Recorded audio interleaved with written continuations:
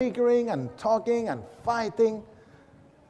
One day, they noticed that there was an Australian soldier, a Scottish soldier, who was giving his food and had given his blanket to a fellow soldier who was dying.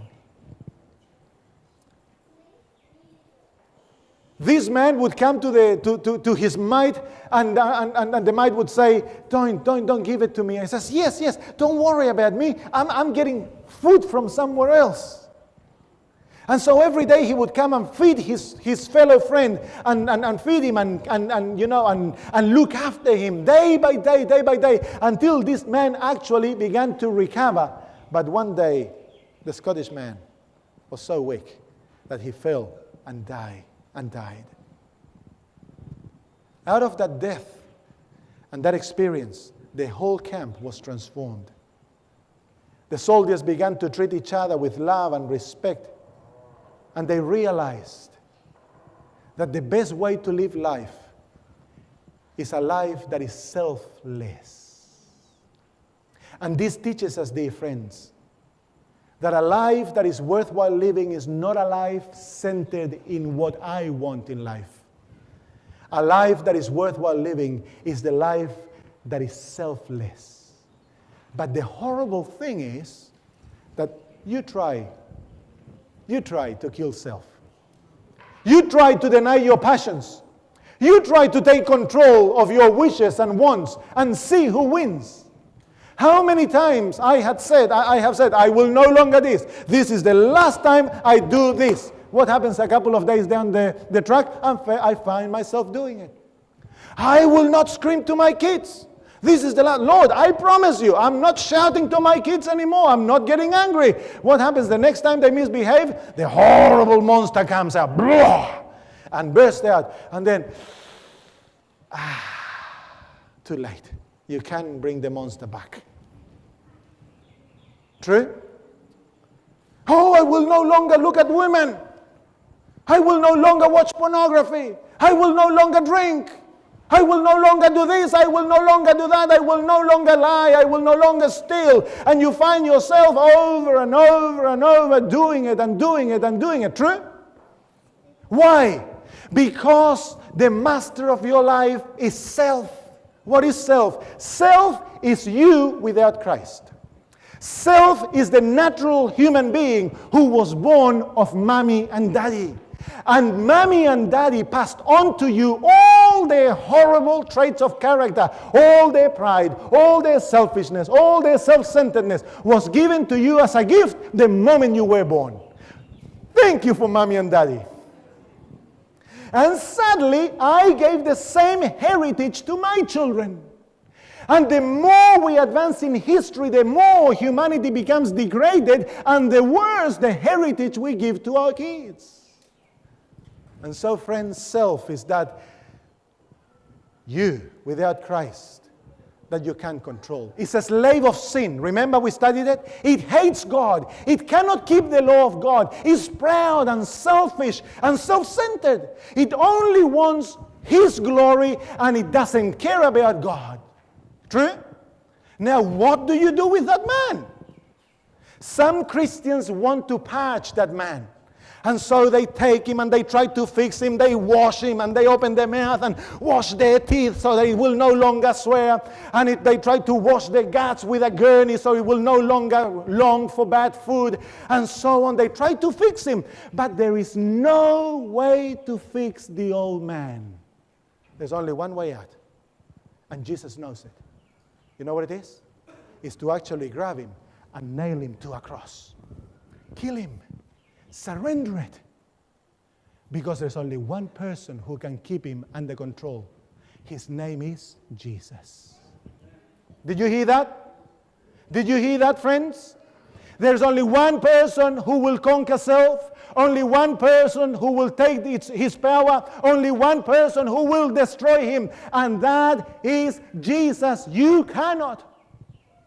The worst battle ever fought, and the origins of all battles, are found in self. True? Well, friends, John chapter 3, verse 30, gives us the beautiful words of John the Baptist. Do you remember? John the Baptist probably was the greatest of all prophets. This man who brought Israel to the borders of the Jordan River, and people were baptized, and everyone from everywhere came to listen to him. Even King Agrippa wanted to hear him, because this man with his messages stirred up the whole of the nation. And suddenly Jesus appeared, his cousin. And Jesus began to draw followers after him. And John the Baptist was no longer popular. And people left John the Baptist because Jesus did greater things. And some of the disciples came to John the Baptist and talked to him about that. And John the Baptist said these beautiful words: "He must increase, I must decrease." That is the way you and I must live our life in Jesus. Let Jesus increase. Let him have the power. Let him be the one who gives the commands. Let him be the one who rules. I must be decreased to the point that I'm buried. I'm non-existent. Friends, you may think that this is hard, but Jesus says, "Take up my yoke upon you." And then he says, "My yoke is light and easy to carry." Oh, friends, when you compare self-denial and the life you've been living in self-denial is nothing compared to that, friends. Sadly, self will tell you, no, don't give up. No, don't surrender. You know, in the book of Matthew chapter 10, verse 38, we are given a practical example on how to deny yourself. It says, Jesus says, how important is this truth? How important is it?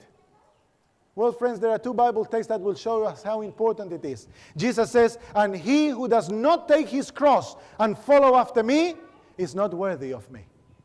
Do you want to have a life centered in yourself? Jesus says, "I'm not touching you. I can't do anything with you." If you want a Christianity which is based on yourself and a little bit of Jesus, it doesn't work, dear friends. Your life will become even more miserable. The only way to have a beautiful Christian life is when you come at the foot of the cross and you lift up your hands and say, "Father, I cannot. It's impossible for me. I surrender." Another text, it says here in the book of 2 Timothy chapter 2, verse 11, the apostle writes, "This is a faithful saying, for if we died with him, we shall also live with him." What is the passage to life in Christ?